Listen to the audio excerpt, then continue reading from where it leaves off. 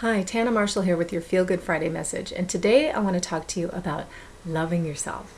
Now, those of us who've been in the self-help world for a while, and maybe those of you who haven't, we hear, you've got to love yourself. You just got to love yourself. And that's all well and good, but do we know how to love ourselves? No one really ever taught us how to love ourselves. So how are we supposed to know?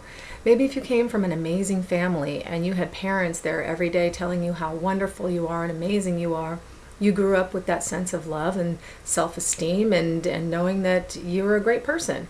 But a lot of people, most of us, grew up with some negative talk. I mean, it's necessary when you're a kid. They got to tell you no here and there. But a lot of times, the negative stuff is what stays in our head, and it's what we continue telling ourselves as we grow older. We beat ourselves up for every little mistake, and we're telling ourselves, oh, you're stupid. Why did you do that? And I want you to think a minute about how you talk to yourself. If you had a friend that talked to yourself the way you talk to yourself, would you want to be friends with that person? I don't think so. And we don't even think about how mean we are to ourselves. So where do we start? One of the best resources, I think, is Louise Hay's book, You Can Heal Your Life. She is big into mirror work. And it's so simple, but a lot of people have a hard time with it. You just go to the mirror, you look in your own eyes, and you say, I love you. Put your name in there. Fill in the blank. I love you. I really love you. And I accept you just as you are right now. And then you might look at yourself and go, how can I accept you when you've got this body and you've got this imperfection and you don't have this ability? You know what? None of that matters, because what we're really talking about is coming from here.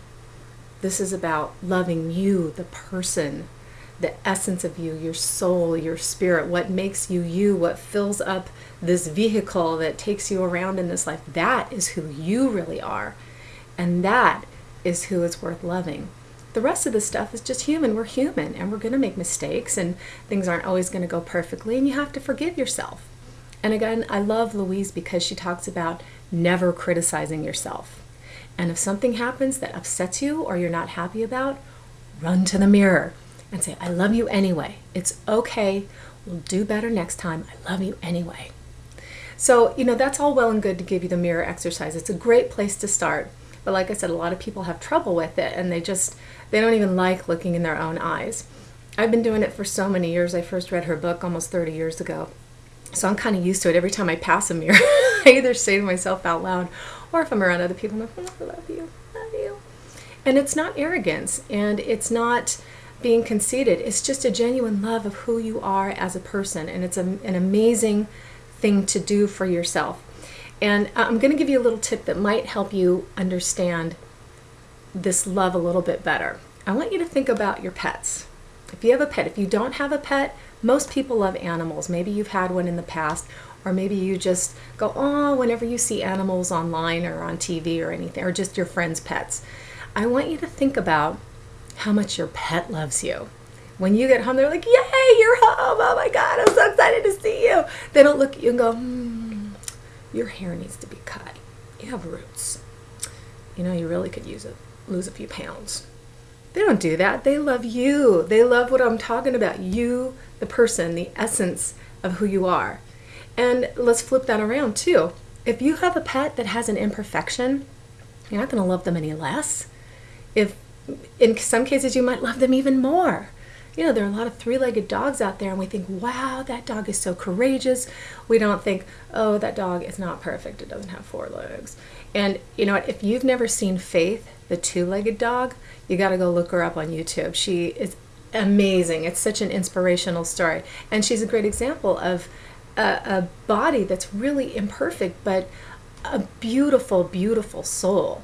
So that's what it's all about. It's your beautiful soul that I want you to recognize, because that's what we were born into.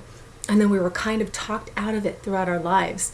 People that put us down or criticized us or told us we weren't good enough or we didn't have any value or worth, just be quiet and go over there.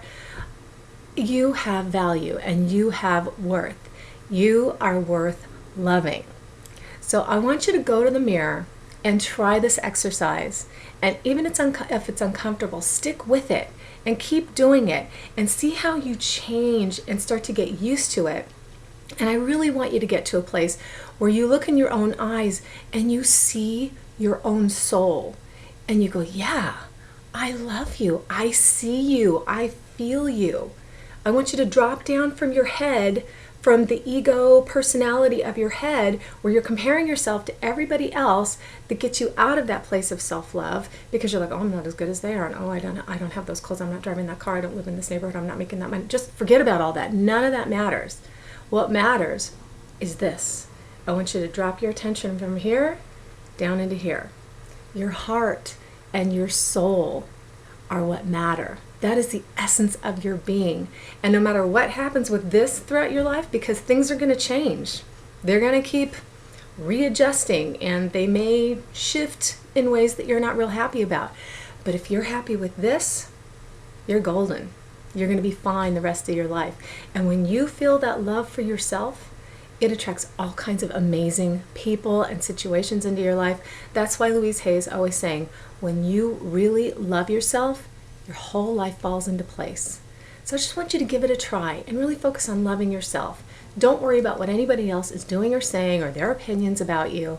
Just love yourself. Stay in your own little bubble of self-love and realize all the amazing qualities that you have and the amazing person that you are and the amazing gifts that you have to give the world. You're here for a purpose and you want to share that. And the best way to share it is from being in touch with your heart and loving yourself and appreciating who you are on the deepest level, your essence. I've exhausted myself, but I still love myself. So I want you to go to the mirror, do the exercise, love yourself, look at your pets for a little help if you need a little inspiration on how to do that, and just have a great weekend.